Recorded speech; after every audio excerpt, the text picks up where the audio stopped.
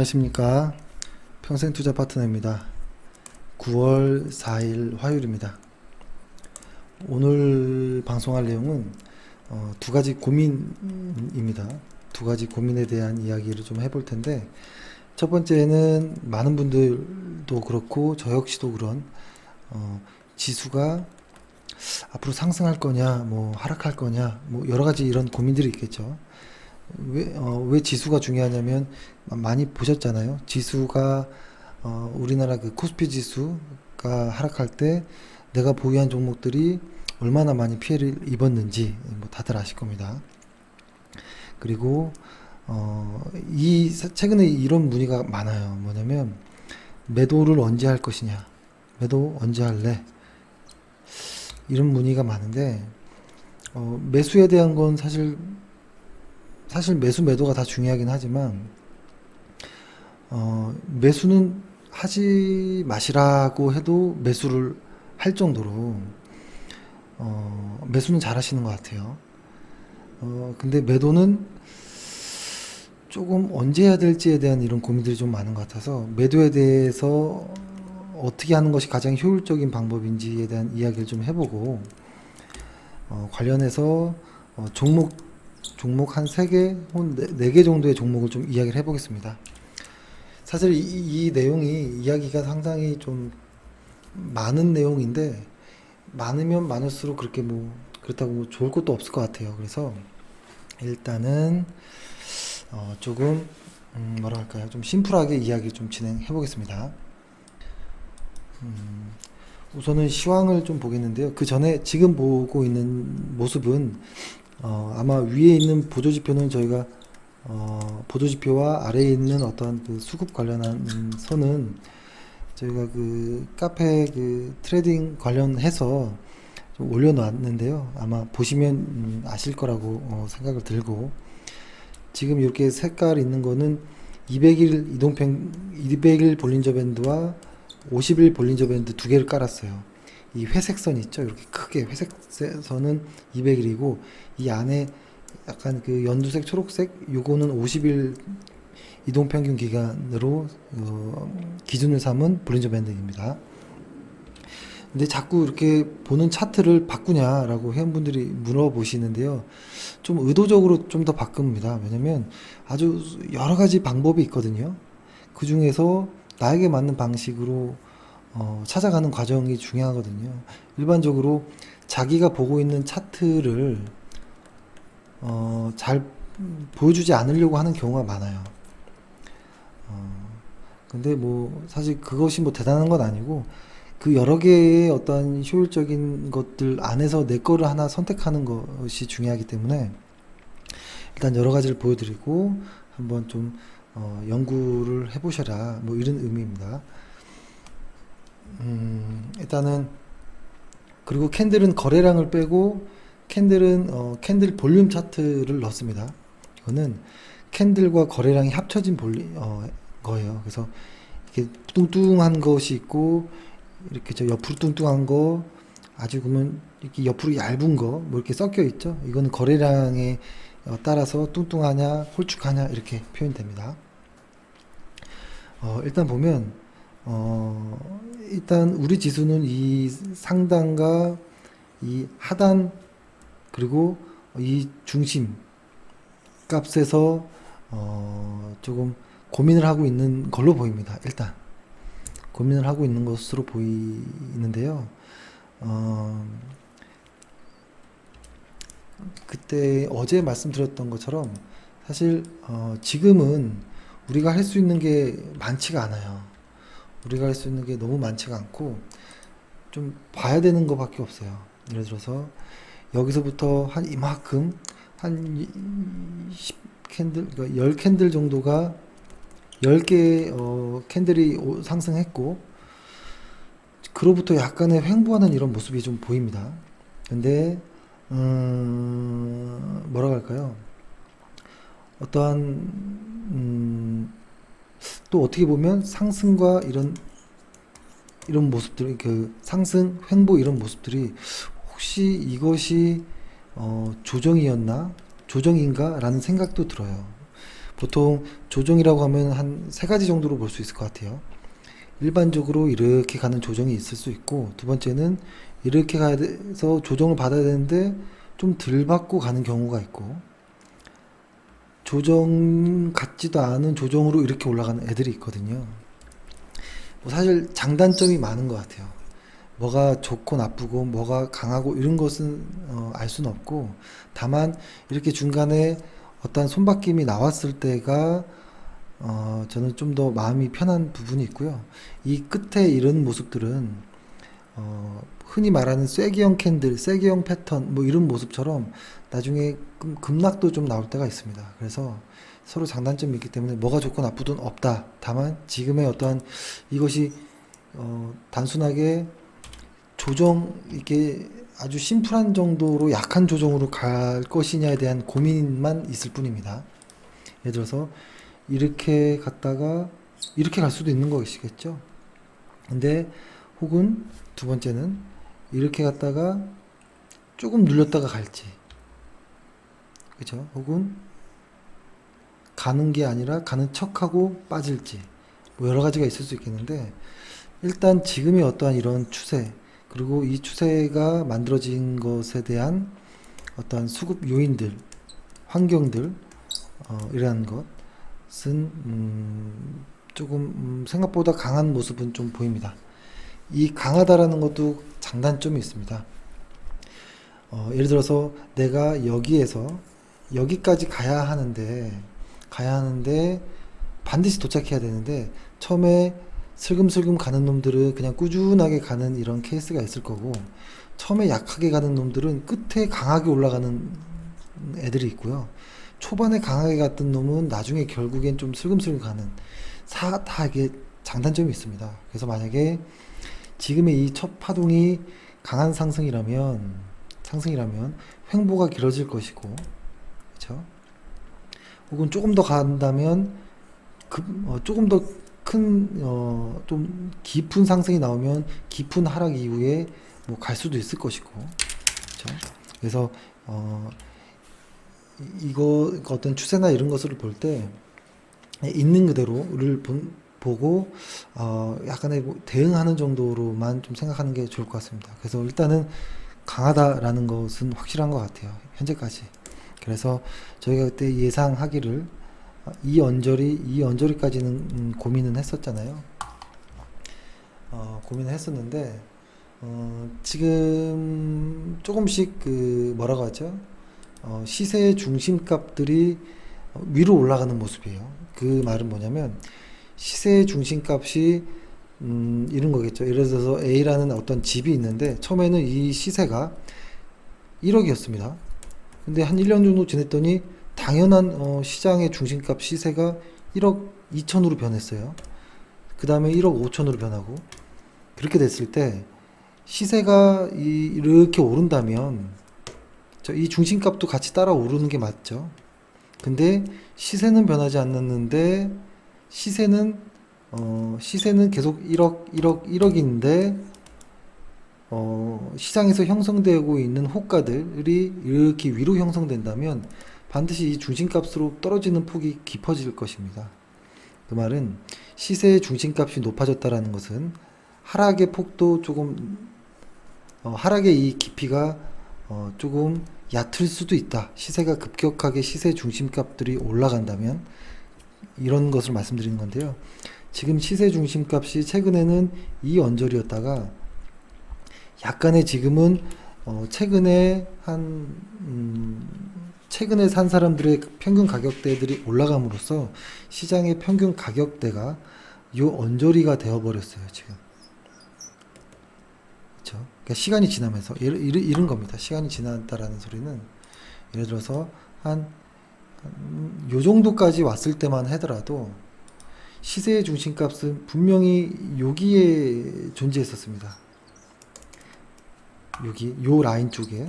근데 시세가 움직이면서 시세 중심값이 좀 살짝 올라간 느낌이 납니다. 그러니까 과거에는 요 정도 시세였다면 시세 중심값이 조금 이렇게 상향된 약간의 상향된 모습들이 살짝 나오긴 하는 것 같아요.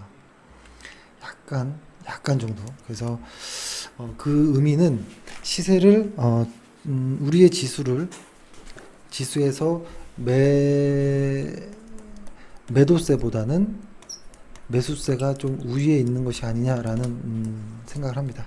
근데 이건 역시도 매일매일 달라질 수 있는 거기 때문에 매일매일의 어떠한 체크를 해야겠죠, 지수를. 그래서 이제 오늘 이야기할 걸 좀 본격적으로 이야기를 해보면 이런 이야기를 좀 하고 싶은데요. 예를 들어서 내가 매도에 대한 고민을 좀 한다라는 사람일 경우에는 조금 의심을 해봐야 될 필요가 있어요. 내가 왜 매도에 대한 고민을 하지? 이거를 하기 전에, 그렇죠? 사실은 이 이전에 고민해야 될 거는 일단 주식이 뭔지에 대한 고민을 좀 해봐야 될 것 같아요. 주식. 예를 들어서 내가 지금 현재 주식 투자를 하는 이유는 누구를 도와주려고 하는 것도 아니고 돌을 닦는 것도 아니고 그렇다고 누군가에게 사기를 치는 것도 아닌 거잖아요. 그러니까 이 주식 투자를 처음에 하는데 어떤 옳고 그름 뭐 이런 걸로 접근하지 않으셨으면 하는 생각이 듭니다. 그렇죠? 옳고 그름의 문제는 아니고 일단은 주식이라는 것은 내가 가진 투자 자금을 늘리는 것이 목적인 것인데 이 행위가 옳고 그름의 어떤 문제나 뭔가 이런 쪽으로 가면 상당히 꼬이는 게 많거든요. 다만 결정할 뿐입니다. 내가 주식 투자를 하는 데 있어서 어떤 투자의 방식으로 투자를 할 것인지만 결정하는 거고 그거대로 움직이는 거지. 이 주식은 나쁜 주식이야, 이 주식은 좋은 주식이야 이런 개념이 없다라는 겁니다. 즉 뭐냐면 주식이라는 것이 결국엔 오르면 좋은 걸로 평가되는 것이고 안 좋으면 내가 산 주식이 오르면 좋은 거고 내가 산 주식이 떨어지면 나쁜 놈 뭐 이렇게 되는 것인 거지.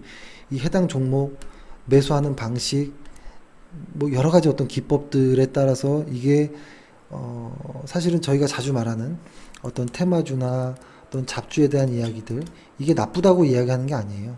저희가 하는 방식이 있고 저희가 하지 않는 방식이 있는데 그냥 우리는 우리가 하는 방식만 이야기할 뿐인 것입니다. 그렇죠? 그런 것이라서 일단 수익을 내는 것 그리고 어떤 방식으로 할지에 대한 고민인데 저는 성향 파악을 해야 된다고 봐요. 내 자신의 성향 파악. 일단은 나는 뭐 안정적으로 보수적으로 주식을 하고 싶다라고 하든지 혹은 좀 역동적으로 하고 싶다. 이걸 좀 나눠야 되는데요. 저는 이것을 나누는 기준이 약간의 은퇴 시기와도 좀 고려해야 될 것 같아요. 소득이 계속 활발하게 느는 시기 때 그리고 소득이 가장 높은 시기 40에서 50대 초반 정도까지는 좀 역동적으로 가도 되겠다라는 생각을 하는데 이제 소득이 줄어드는 사이클에 접어든 분들 혹은 은퇴를 뭐 한 4, 5년 앞두고 계신 분들이라면 안정적으로 하는 것이 어떠냐라는 생각을 합니다. 이렇게 결정을 하고 나서 그러고 나서 해야 될 것이 나는 장기 투자자이냐 뭐 중기 투자자이냐 뭐 단기로 어떻게 좀 역동적으로 매매할 것이냐라는 판단을 할 수 있는데요. 그거 역시도 저는 이 나이에 60대 이상과 40, 50대 혹은 30대까지도 이렇게 본다면 좀 나눌 수 있다라고 보는데요. 60대 이상인 분들이 장기 투자는 사실 더 어려워요. 그래서 60대 그러니까 나이가 있는 사람일수록 오히려 중기나 단기의 투자가 더 적합하다는 생각을 하고요. 그 다음에 젊으면 젊을수록 오히려 중장기 이상의 투자를 하는 것이 저는 더 괜찮다라는 일단 저의 판단은 그렇습니다. 그렇죠? 이렇게 일단 무언가를 골랐으면 이 과정 안에서 제가 이따가 매치를 해볼 테지만 어떤 투자 방식을 해야 되는지가 나오는데요. 뭐 여러 가지가 있을 수 있습니다. 예를 들어서 어제도 한번 비슷한 말을 드렸지만 일단 기준을 정해야 돼요. 내가 시세라는 어떠한 관점에 서서 매매를 하는 사람이냐, 나는 그냥 실적에 대한 기준으로 매매를 하는 사람이냐, 이걸 나눠야 돼요. 근데 이걸 선택하든 이걸 선택하든 뭐가 멋지고 후지고 이런 개념은 아닐 수 있어요. 선택의 차이인 것 뿐입니다. 그렇죠? 그랬을 때 이런 것이죠. 시세의 어떠한 느낌이라면 최근에 가장 시세가 좋았던 거는 신약 관련한, 그리고 남북 경협 관련한 어떤 테마성의 어떤 무언가들이 이쪽에 해당할 수가 있겠죠. 그리고 실적이 좋은 애들을 매매하겠다라는 것은 뭐 흔히 말하는 실적 주도주들, 대장주들, 흔히 말해서 영업이익이 30% 이상인 애들, ROE가 30% 이상인 애들, 30%뭐 20% 가까이 뭐 유지되는 애들, 이따가 소개해드릴 영업이익이 50%까지 나오는 애들, 이렇게 실적을 보고 매매하느냐, 이거를 일단 나눠야 돼요. 근데 이거 나누는 거 역시도 저는 아주 신뢰되는 이야기지만 은퇴 시기와 좀 고려됐으면 좋겠다라는 생각이 들어요. 은퇴 시기. 그래서 은퇴 시기가 다 왔어요. 다가왔는데 이런 시세가 나오는 종목, 그러니까 흔히 말하는 테마주로 들어가는 것은 너무 위험할 수 있어요. 왜냐면 테마주들은 한 50%씩 올라갔다가 50%씩 하락하거든요. 근데 운이 좋아서 바닥에 들어갔다면, 바닥에 들어가서 고점 매도했다면 좋지만 고점 매수해서 저점 여기까지 오면 이건 답이 없습니다. 최근에 아주 좀 죄송스러운 이야기지만 예전에 네이처셀 같은 종목, 그건 지금도 상당히 지금 6,000원 선인가 있잖아요. 이게 고점에서 물렸으면 정말 어떻게 헤어날 수가 없는 그런 것이거든요. 그랬을 때 이거 좀 나눌 필요가 확실히 있어요. 확실히, 그러니까 실제로 돈을 버는 회사, 매출이 느는 돈을 버는 회사들일 경우는 다만 이것처럼 이렇게 액티브하게 올라가진 않더라도 이거의 절반 정도 뭐 20%든 30%든 올라간다 하더라도 떨어질 때 좀 덜 떨어지는 경향이 있죠. 그리고 이런 것이죠. 아까 이런 말입니다. 난 여기에서 여기까지 가야 되는 어떠한 하나의 시세가 있다라고 하면 테마주라고 하는 거는 급하게 오르고 빠지고 이렇게 해서 결국엔 여기까지 가거나 혹은 제자리까지 오는 경우가 있는데요. 실적이라는 놈은 실적이 우상향만 해준다면 급하게 올라도 결국에는 수렴할 것이고 천천히 가다가도 빨리 오를 것이고 중간에 왔다 갔다 하더라도 갈 길은 가는 이런 놈이라서 저희는 조금 더 안전한 어떤 실적 관련한 애들을 하는 것이죠. 그러면은 일단 저희는 테마 쪽은 하지 않기 때문에 일단 실적에 관련한 놈으로 좀 축소를 해서 고민을 해보면 여러 가지가 있을 수 있습니다. 어떤 가치주를 하느냐, 뭐 성장주를 하느냐, 뭐 여러 가지 논쟁이 있을 수 있는데요. 가치주와 어떤 성장주의 어떤 개념도 알아야겠죠. 그러니까 저희는 사실 이쪽에 조금 더 치중하고 있는데 이건 뭐냐면 전체적으로 어떤 시장이 저성장인 이런 곳에서는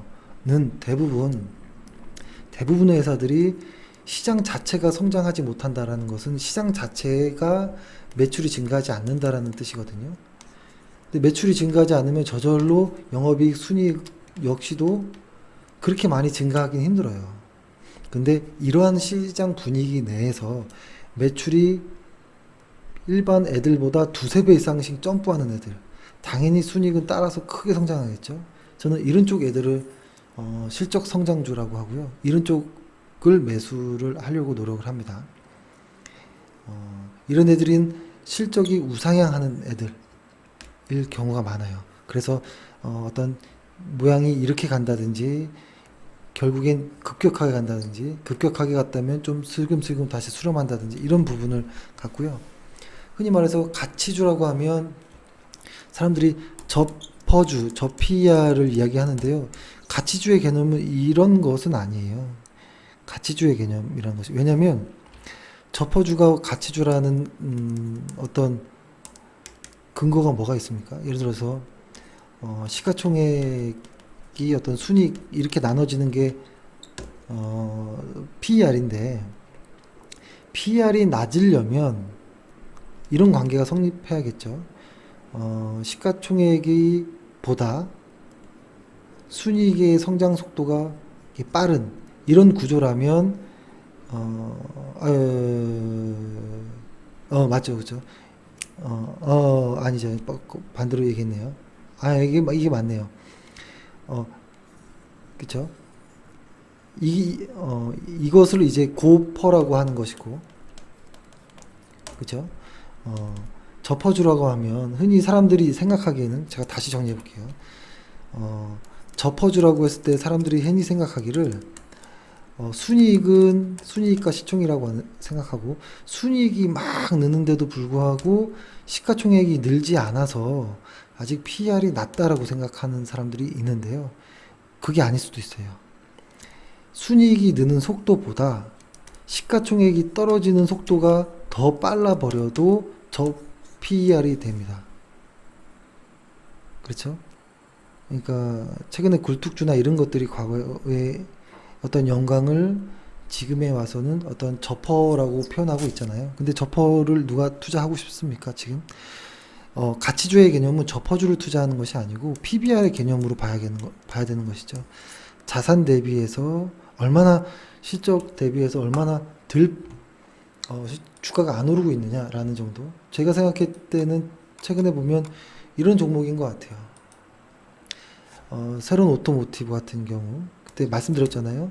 에비타가 말도 안 되게 낮은 이런 것들. 근데 이런 것들이 실적이 이렇게 내려갈 때가 많습니다. 이렇게 주가도 같이 내려가는 경우도 많아요. 그래서 상당히 좀 불안한 이런 모습도 좀 보일 수 있습니다. 그래서 그러니까 흔히 이런 것이죠. 예를 들어서 가치주라고 하면 어떤 꾸준하다라기보다는 일정 자산의 어떠한 일정 자산의 일정 어떤 가치가 있는데 이 가치보다 주가가 떨어졌을 때 사고 이 가치보다 주가가 올라갔을 때 파는 정도를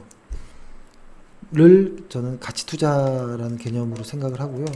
성장주라면 그것이죠.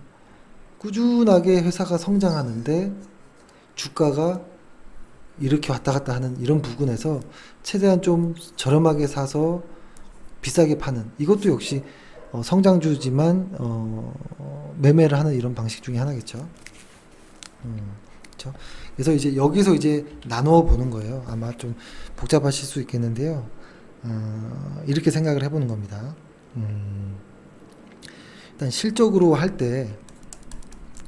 매매를 할 때, 일단 저희는 성장주의 개념으로 좀 생각을 했을 때 매매하는 방식이 여러 가지가 있겠죠. 그러니까 가치주와 성장주 다 여러 가지 방법 중에 이렇게 할 수 있습니다. 가치주를 매매할 때는 이렇게 된다라고 했을 때, 예를 들어서 가치주인 경우에는 가치보다 쌀 때 매수하는 거고 이 가치보다 높을 때 매도하는 것이 매수와 매도의 전부이겠죠. 그러면 매도를 고민한다라는 것은 아까 제가 의심해 보자라고 했는데 내가 무슨 이유로 매수했는지를 모른다라는 소리예요. 그렇죠? 어떤 컨셉으로 매수한 게 아니라는 거죠. 매도를 왜 고민할까요? 기준이 정해진 거잖아요. 매수할 때 기준을 정한 거예요. 나는 이 회사의 가치가 현재 이 평균 가치, 이 회사의 어떤 자산의 가치보다 주가가 떨어졌기 때문에 매수했다면 주가가 이 평균 가치보다 높아지면 매도하는 것이겠죠. 그렇죠? 이렇게 매도를 생각하면 되고 성장주일 경우에는 여러 가지가 있습니다. 한 두 가지로 저는 볼 것 같아요. 이 회사가 A라는 회사가 있는데 이 회사가 내년에 한 50% 성장해요. 또 한 50% 성장합니다. 근데 그래서 매수를 시작했다라고 하면 그럼 이 회사는 언제 매도하면 좋을까요?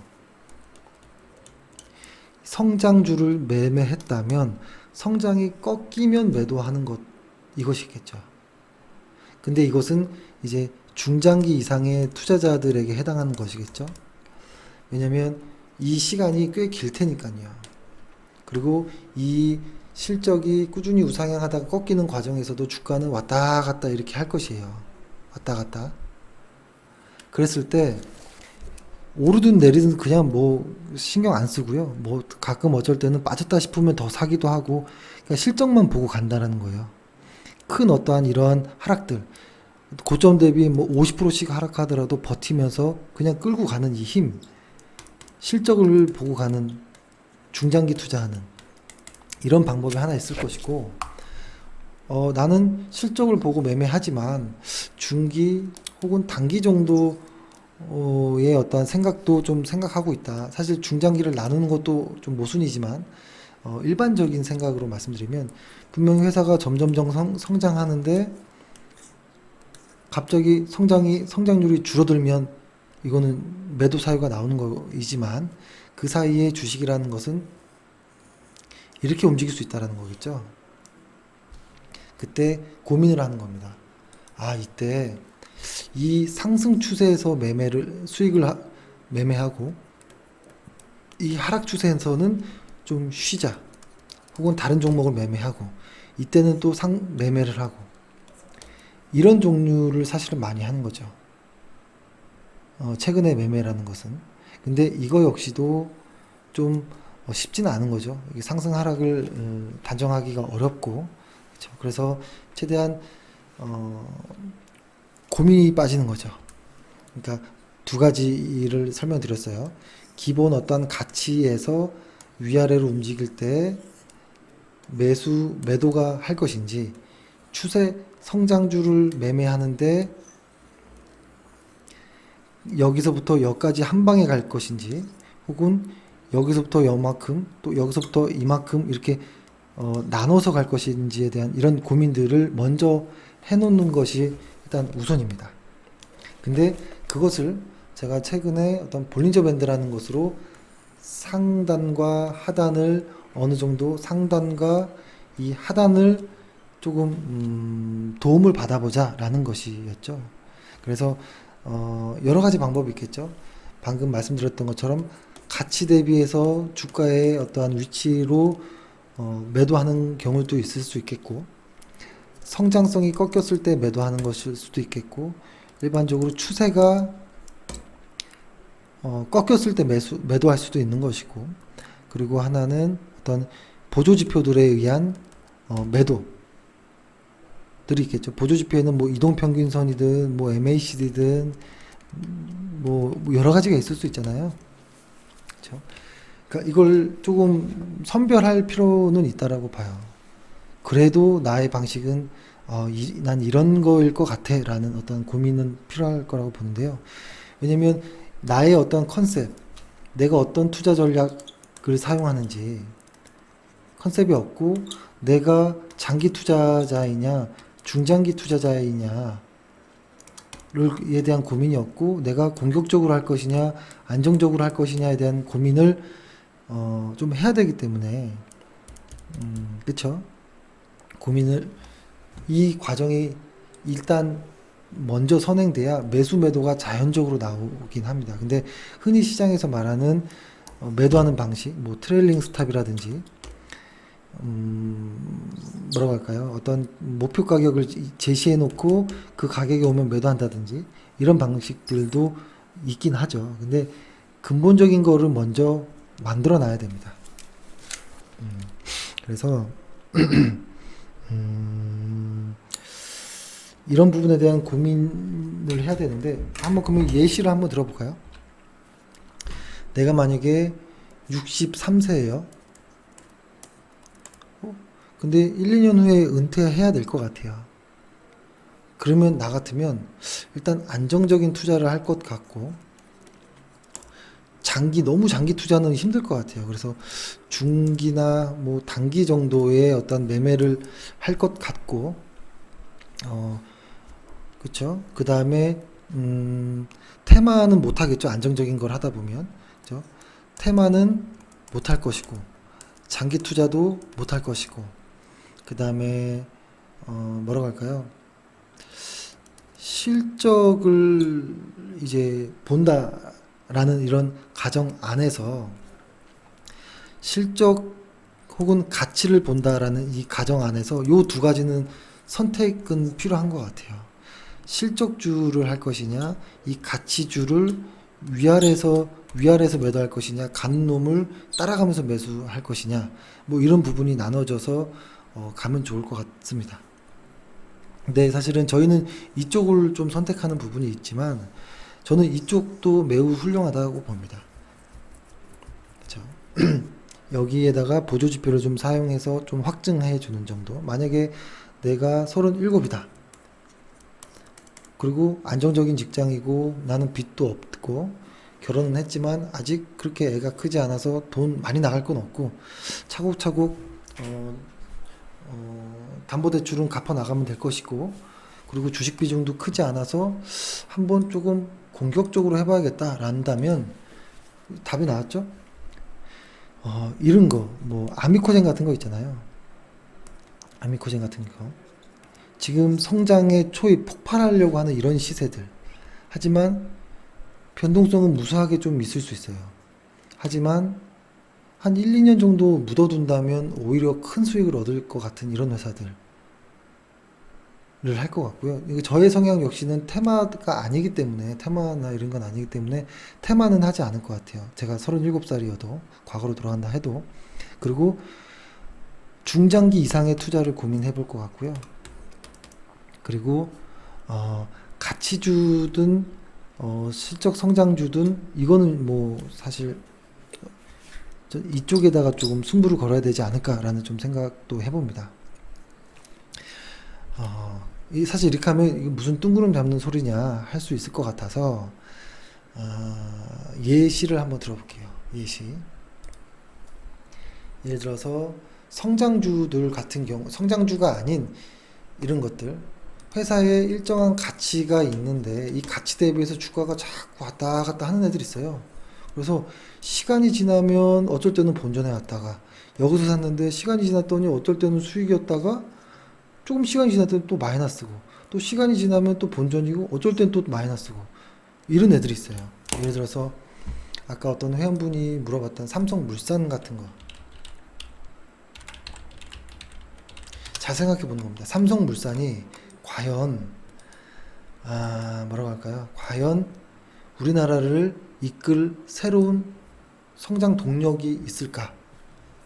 최근에 어떠한 2차 전지와 어떤 엔터 혹은 진짜로 실제로 돈을 많이 버는 어떤 바이오, 제약 바이오 쪽 이런 느낌은 아니잖아요. 반도체라든지 이런 쪽은. 그래서 이런 것들은 이렇게 정의하면 될 것 같아요. 이런 것들은 일정 기준의 어떠한 가치가 있는 회사의 위아래로 움직이는 회사구나, 이렇게 보는 거예요.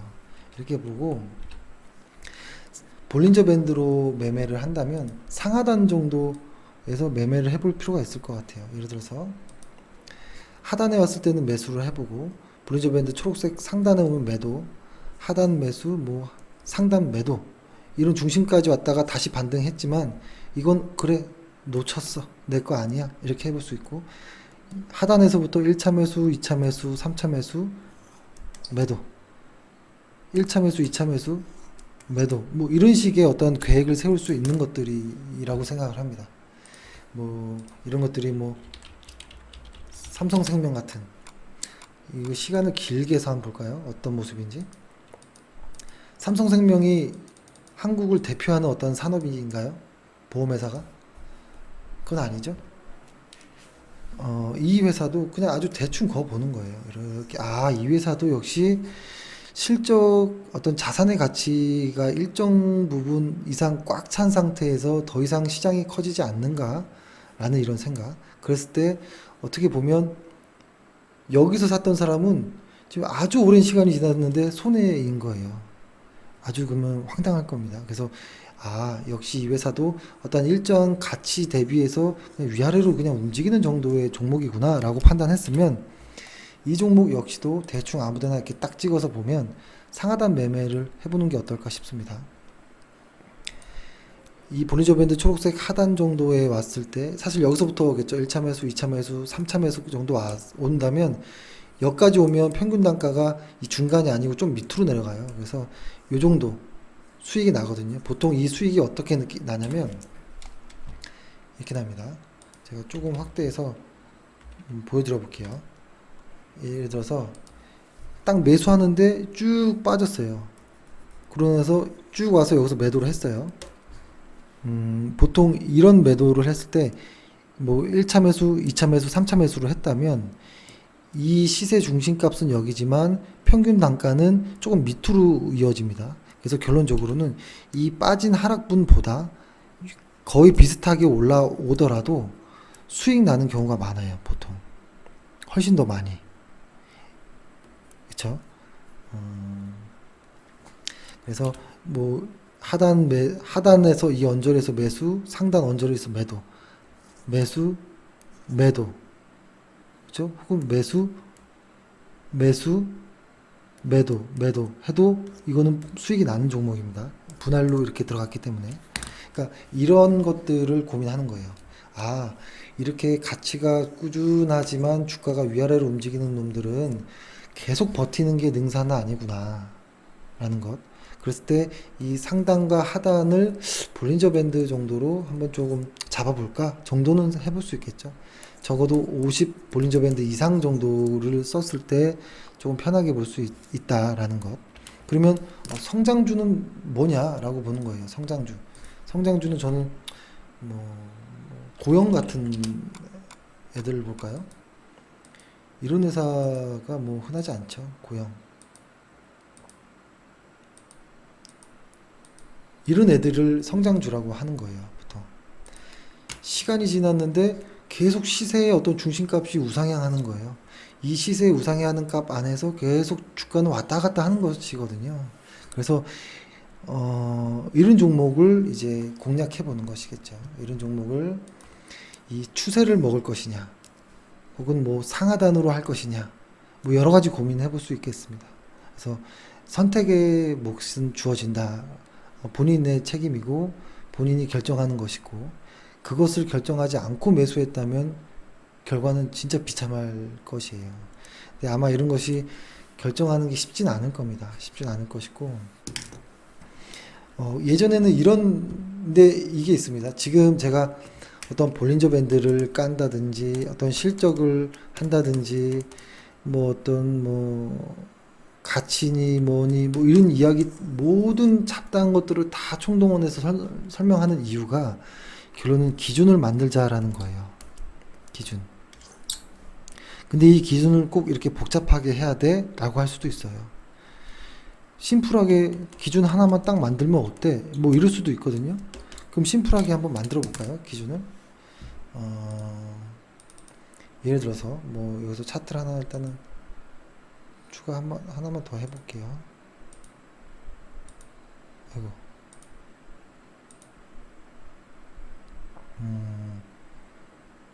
했을 때 예를 들어서 여기서 딴 거 다 지우고,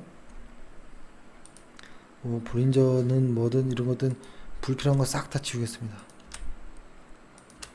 싹 다 지우고 아주 심플하게, 뭐 거래량까지도 볼 필요도 없을 정도로, 예를 들어서 그냥 캔들 차트로 바꾸고,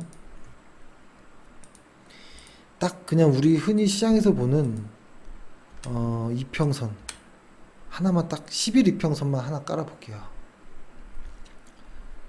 11 이평선 11 이평선만 깔았을 때 고민을 하는 겁니다. 그냥 아무거나 이렇게 펴서 이렇게 보는 겁니다. 이거는 코스피로 볼게요. 11 이평선 말고요. 5일 이평선으로 해볼게요. 더 짧게, 사람들이 많이 보는 이평선.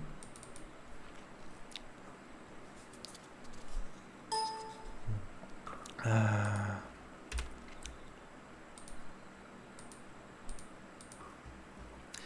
5일 이평선을 하나만 깔아볼게요. 깔아보면 5일 이평선으로도 기준을 잡으면 돼요. 사실 기준은 어떤 것도 괜찮아요.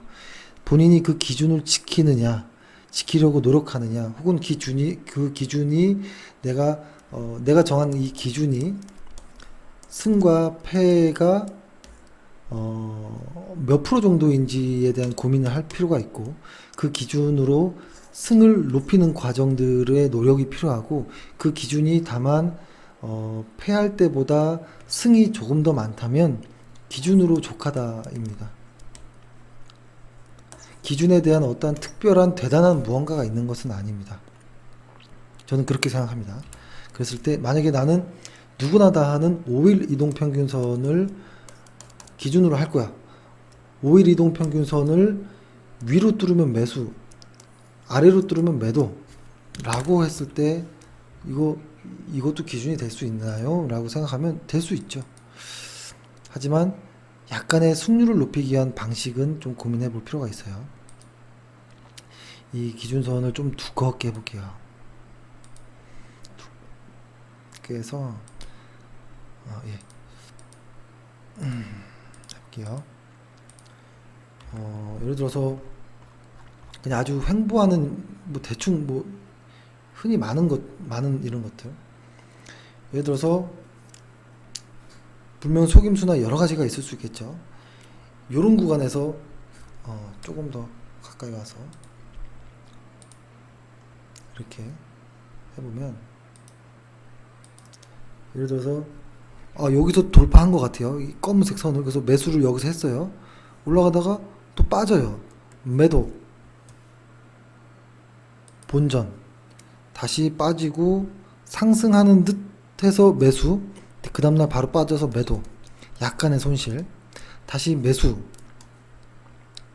쭉 가다가 매도, 다시 매수, 매도, 매수, 매도, 본전.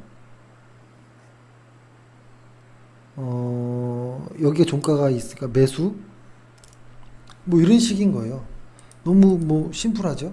근데 간혹 이럴 수 있습니다. 5일 이동평균선에 예를 들어서, 그러니까 아주 심플하게 5일 이동평균선을 매도로 했던 사람이 고민을 하는 거예요. 내가 이것을 기준으로 삼아서 종목 한 10개 정도를 한 10%씩 이렇게 딱딱딱 나눠가지고 시가총액 1등부터 10등까지를 그냥 기계적으로 매수했는데 뭔가 속임수도 많고 답답하다라는 거예요. 그랬을 때 나의 기준에 어떠한 성공 확률을 높이기 위한 어떤 노력을 하는 것이죠. 이동평균선이 뭐지? 라는 고민을 하는 거예요. 예를 들어서 이동평균선의 특징은 우리가 흔히 아는 이동평균선이 우상향할 때 주식은 상승하고, 이동평균선이 옆으로 누우면 횡보하고, 이동평균선이 하락하면 주가는 빠지는구나. 이동평균선이 횡보했더니 주가 횡보, 이동평균선이 상승했더니 주가 상승. 그러면 이동평균선의 어떤 각도를 좀 재볼까? 이런 생각을 해봐야겠죠. 예를 들어서 캔들 차트가 나는 어차피 종가로 매매하니까 봉 차트 볼 필요 없어. 종가선으로 딱 볼 거야. 라고 딱 선택을 했다면 이렇게 되겠죠. 이 검은색이 이동평균선인 것이죠.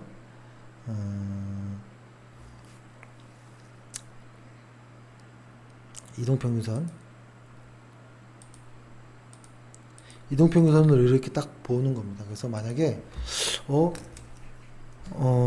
예를 들어서 이렇게 돌파를 하는데 이동평균선이 누워있다, 이렇게 하락하고 있다면 일단 매수는 쉬고 다음번에 하자라는 생각. 그래서 다시 요때 돌파를 했는데 이동평균선이 좀 누워있어서 이때도 매수 포기. 근데 다만 요때 매수를 하려고 했는데 이동평균선이 살짝 애매한 거예요. 그래, 애매하면 매수 포기. 근데 이동평균선이 우상향하고 있는데 이동평균선을 깼다가 다시 올릴 때, 그러니까 이동평균선은 우상향하는데 주가가 살짝 빠졌다가 올라가는 이 순간에는 매수했더니 꽤 좋더라. 이런 방법을 찾을 수도 있는 거겠죠. 그렇죠? 이런 이동평균선의 어떤 기울기를 활용할 수도 있겠죠. 이것이 사실 이 기울기가 뭐 대단해서 보자라는 건 아니고 내가 승률을 높이기 위한 무언가 중에 하나로 보자라는 거예요. 그럼 아까 이 부분에서 약간의 속임수들이 있었기 때문에 그럼 또 고민해 보는 거예요. 이동평균선을 그럼 이동평균선이 언제 이 각도가 이렇게 들어 올라갈 수 있지라는 고민을 또 하는 거예요. 생각해봤더니 이동평균선의 특성상 5일 전에 가격 종가보다 오늘 현재 가격 종가가 높으면 이동평균선이 들어 올려지는구나 라는 것을 발견하는 거죠. 그래서 찾아보는 겁니다. 예를 들어서 아까 이런 거였죠. 여기 때 들어가려고 했는데 이거를 조금 확대해서 보는 거예요. 이거죠.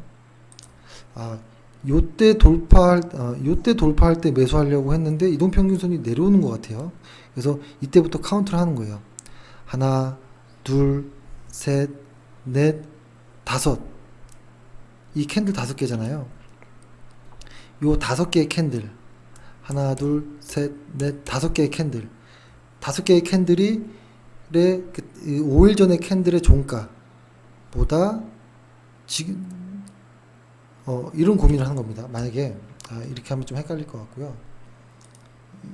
끝에서부터 보여드릴게요. 이렇게 실제로 하는 것처럼 여기 왔을 때 언제 올라가지? 라고 하는 거예요. 그러면은 이런 고민을 하는 겁니다. 예를 들어서 만약에 그 다음에 어떤 캔들의 모습을 보고 판단하는 건데요. 이 캔들이 새로 생길 캔들이 5일 전 하나, 둘, 셋, 넷, 5개 이 5일보다 이 종가가 위에 발생하면 이게 약간은 들어 올라갈 가능성이 높아지는구나 라는 것을 발견했다면 내일은 이 종가 위에 캔들이 올라가는지 안 올라가는지 그것만 확인하면 돼요. 통 했더니 이 종가보다 올라갔어요. 그러면 이 지금 캔들 때문에 이동평균선이 잘 보이지 않고 지금은 캔들이 누웠는지 상승을 위해 그러니까 가다가 멈췄는데 이렇게 갈 건지 이렇게 갈 건지 이렇게 갈 건지 정해지지 않은 것처럼 보인다면 하루 더 볼 수도 있겠죠. 예를 들어서 내일의 어떤 캔들의 모습은 이 마지막 종가 5일 전 하나 둘 셋 넷 다 이 5일 전보다 종가가 이 위에 있으면 이 이평선은 들어 올라질 것이고 이 종가보다 아래에 있으면 다시 그냥 꺾일 거예요. 그것을 아는 사람이라면 종가를 기준으로 해서 보겠죠. 탕 했더니 찌었죠. 이 말은 마지막 이 종가보다 퉁 뛰어 올랐다면 요때 그죠? 이건 이평선이 확 들어 올라갑니다. 보통. 이걸 발견하고 났더니 조금 진입하는데 자신감이 붙고 조금 오전에 일찍 좀 할 수도 있겠네 뭐 이런 고민들을 하는 거예요. 그럼 그 다음날 보면 어때요? 그 다음날에 이평선이 꺾일까 혹은 더 갈까를 생각한다면 이런 거겠죠. 5일 전 하나 둘 셋 아니다 새로 생기는 캔들을 생각해야 되니까 하나 둘 셋 넷 다섯 요때거든요. 이때 종가의 위에 있다면 이평선은 계속 우상향할 것이고 이거 아래로 들어간다면 꺾일 가능성이 있습니다. 보는 것이죠. 그러면 이게 어떤가요? 이 종가 아래로 들어왔기 때문에 꺾이기 일부 직전이에요. 그랬을 때 아직 5일 이평선 위에 있으니까 하루만 더 봐보자 라고 했을 때 요때 캔들의 위치가 중요한데 이 캔들도 뭐 이런 거죠. 하나 둘 셋 넷 다섯 종가가 저 밑에 있으니까 내일은 웬만큼 주가가 이 언저리에서 나와도 이평선이 쉽게 꺾이진 않겠구나 라를 알 수 있겠죠. 그러니까 제가 왜 이거를 좀 이렇게 깊게 얘기하냐면 근데 보니까 어때요? 상당히 많은 것까지 왔어요. 그랬을 때 아직 이평선이 깨진 것 같지가 않아서 하루 더 보려고 하는 겁니다. 이럴 때 그러니까 뭐 이런 것이죠. 그러면 5일 전 하나, 둘, 셋, 넷, 5개. 만약에 한 번 더 이 종가를 넘어가지 못하면 매도하겠다 라든지 이런 거. 이럴 때 매도. 이렇게 뭔가 확실한 근거들이 하나씩 붙기 시작해요. 보통 매수 매도를 하다 보면. 그러니까 제가 이거를 한 이유는 뭐냐면, 아주 심플해 보이는 5일 이동평균선 매매라 할지라도 이것의 어떤 승과 패를 애 중에서 승을 다소 조금 높여준다면, 그러니까 캔 피셔가 그런 말을 했죠. 100% 맞힌다고 부자 되는 건 아니다. 다만 내가 하는 방식이 틀릴 때보다 많은 때가 조금이라도 많으면 큰 돈을 벌 수 있다라는 이야기를 하는데요. 그러니까 단순한 5일 이평선 매매라 할지라도 이것에 대한 좀 연구가 들어가야 되고, 그렇죠? 그랬을 때 이 5일 이평선에 매수 매도도 있을 것이고, 5일 전에 종가도 비교해 볼 것이고, 아니면 이 이평선의 각도도 결정해 볼 것이고, 이것을 확증하기 위해서 어떠한 보조 지표를 깔아 볼 것이고, 거래량도 볼 것이고, 이게 붙는다라는 거예요. 하나하나씩. 이렇게 살을 붙이다 보면 하나의 기준이 만들어집니다. 기준. 그래서 내가 무언가의 기준을 만들었다면 그것에 1차적으로 노력을 해서 승률을 높이는 과정이 필요하고, 한 100번 해봤더니 맞추는 확률이 높다. 그러면 손절과 어떠한 이 과정, 비율 조절을 통해 조금 더 통계적으로 다가서고, 그것에 대한 확신이 들었다면 믿어버리는 겁니다. 믿어버리고 이것을 꾸준히 매일매일 반복하는 것. 반복을 하는 게 쉽지 않기 때문에 이 반복을 위해 노력하는 것. 이게 계속 기준이 이렇게 돌아가는 것 같아요. 계속 노력하는 것. 노력하고, 믿어보고, 확신을 가져보고, 또 연구하고, 이런 것이 기준인 것이라서, 이 기준을, 남의 기준을 가지고 적용하기에는, 마음이 잘 움직이지 않을 때가 많아요. 그래서 내가 확신을 갖고 믿어보려면 내가 테스트 해봐야 되는 것이 확실히 필요하거든요. 다만 그 기준이 아주 심플함에서부터 시작해야 된다. 그리고 이 심플한 것도 그 어떤 기준도 상관없다. 그러니까 우리의 기준은 실적이 우상향하는 것이고, EPS가 20% 이상 증가할 것이고, ROE가 매년 1% 이상씩 증가한다면 장기적으로 주가가 우상향할 수 있겠구나라는 걸 느낀 것이고, 그것을 이렇게 이런 상하단이 있을 때 하나 더 추가해서 실적이 우상향할 때 지수가 우상향한다면, 혹은 실적은 우상향하는데 지수가 하향할 때 조금 더 계속 이렇게 기준들을 넓혀 나가는 거예요. 이런 과정에서 무언가가 생기거든요. 그랬을 때 근데 이제 다만 5일 이평선 매매가 쉽지 않아요. 단순해 보여도. 그래서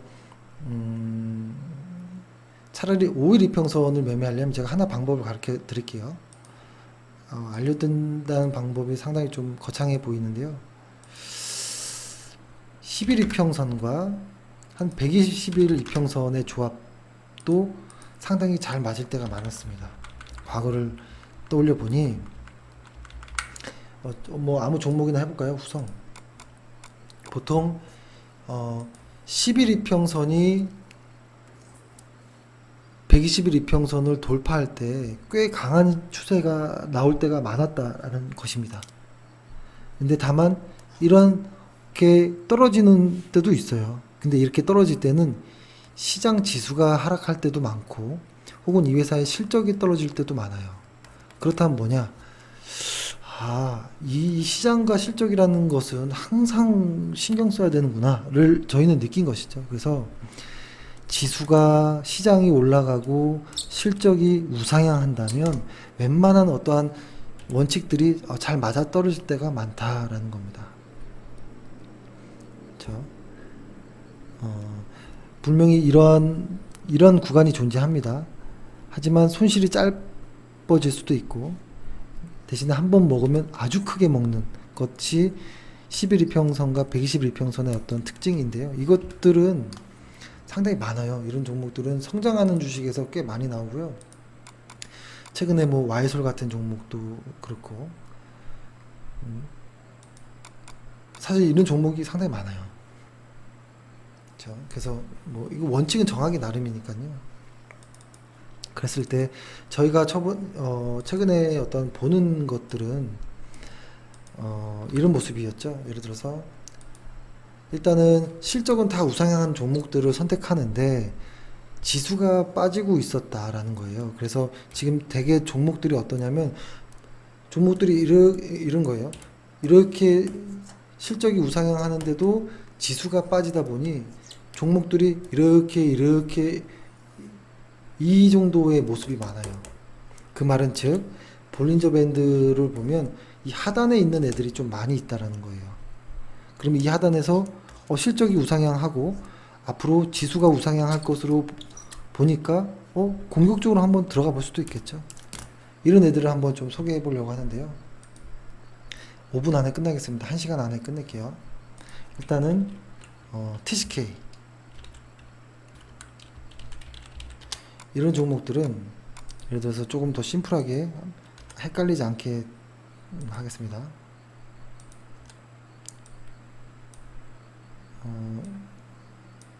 이 종목 좀 봐보세요. 이 가격대에서 뭔가 나 더 이상은 빠지기 싫어 뭐 이런 느낌이 보여요. 근데 이 회사가 영업이익률이 30% 넘어요. 이런 회사는 저는 볼린저 하단 그것도 여러 번의 어떤 바닥을 다지고 있는 놈들은 저는 매수해도 된다고 봐요. 분할 매수로. TCK 이것도 장기적으로 차트 볼게요. 우상향하고 있죠. 그리고 또 하나 아모텍 역시도 꾸준히 우상향했던 회사예요. 실적이 좋고 내년에도 좋은 회사인데 이 일정 가격대 난 더 이상은 못 빠지겠는데 자존심 상해 이런 겁니다. 하단에 와서 매수해도 좋고 이 언저리에서 대충 분할로 매수해도 뭐 전 좋다고 보고요. 이 상단에 오면 매도해도 되고 혹시 이런 추세를 탄다면 중심선에서 다시 추가 매수를 해도 돼요. 저희가 작년에 이 종목을 매수했던 이때였었거든요. 그리고 이 종목 역시도 영업이익률이 30%가 넘습니다. 그 다음에 더존비지오는 사실 뭐 너무 좋은 종목이죠. 이 종목도 지금은 조금 늦었어요. 살짝 이렇게 성장이 꾸준한 회사들은 볼린저 밴드 하단에 오면 그냥 사봐야 돼요. 일단 근데 지금은 하단에 오지도 않고 돌려 나갔거든요. 근데 이런 애들은 이 중심선이 앞으로 이 중심선을 기준으로 갈 확률도 높아요. 워낙 튼튼한 회사이기 때문에. 그리고 오늘 이제 2019년도 영업이익률이 50%인 거. 이 회사 전자 세금 계산서 하는 회사인데요. 특이한 회사인 건데요. 이 회사는 이 하단에 오질 않아요. 이 중심선을 그냥 기준으로 그냥 타는 거예요. 계속. 중심선 오면 매수하는 거예요. 기계적으로. 그래서 만약에 이 종목이 상단 맞고 좀 빠져서 중심선에 또 다음에 온다면 분할 매수도 저는 좋은 방법이다. 다만 좀 작은 회사이긴 합니다. 그래서 좀 그렇긴 하지만 그래서 아까 말씀드렸던 TCK라는 종목, 뭐 아모텍이라는 종목은 볼린저 밴드 하단에 와 있는 종목이고요. 지금 말했던 비즈니스온 같은 거는 볼린저 밴드 중심값에 있는 것들. 볼린저 밴드 상단에서 매수 안 하니까요. 근데 그거는 이제 상황에 따라 다르겠죠. 성장주를 돌파 매수할 때 시장 지수가 계속 우상향할 때는 볼린저 밴드 상단 돌파할 때 매수도 가능하니까요. 하지만 지금은 그런 상황이 아니니까 제외하고 이런 회사들도 있다라는 겁니다. 그래서 너무 많이 돌아왔는데요. 오늘 내용을 내가 누구냐를 먼저 알고 어떠한 기준을 잡고 그 기준을 발전시키고 그 기준을 내 승률을 높이기에 노력하는 이런 과정들에서 저는 성장할 거라고 보고요. 나 이거 못하겠어 라고 하면 그렇죠. 그럴 수도 있습니다. 근데 일단은 저는 주식을 잘하고 싶다면 주식으로 꽤 많은 수익을 내고 싶다면 이런 방법까지는 고민해 봐야 된다라는 생각을 합니다. 예. 오늘 하루 고생 많으셨고요. 예, 내일도 열심히 하겠습니다. 감사합니다.